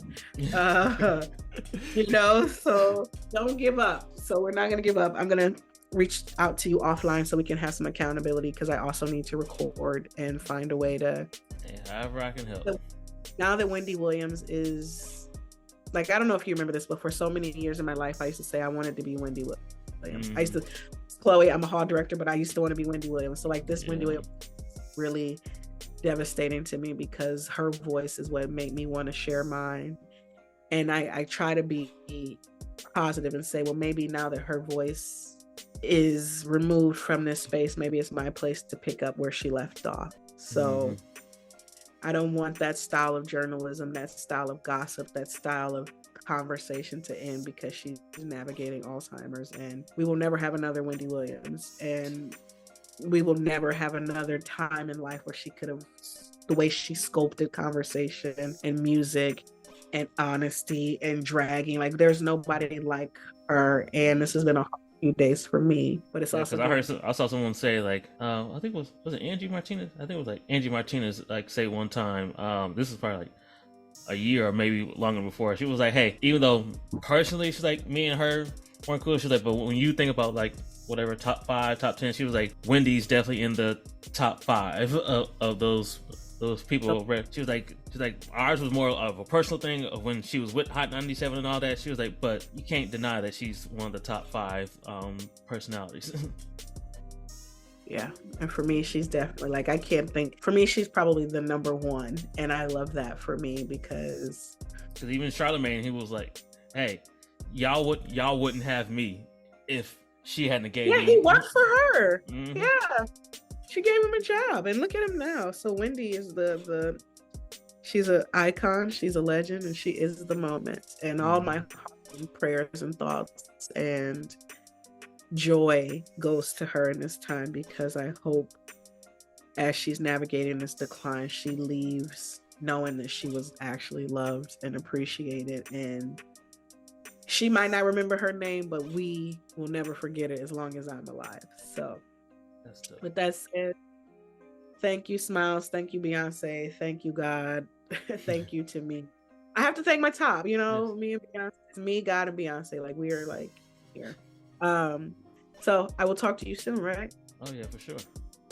All right. Well, good luck on your interview, and let me know how it goes. Thank you. Will do. Later. Bye, Music Impulse. I'm so honored to be here. I'll see you soon. Yes, it's your boy Smilez. I'm here with my girl Chloe. It's been another episode of the Music Impulse, and we out. Out.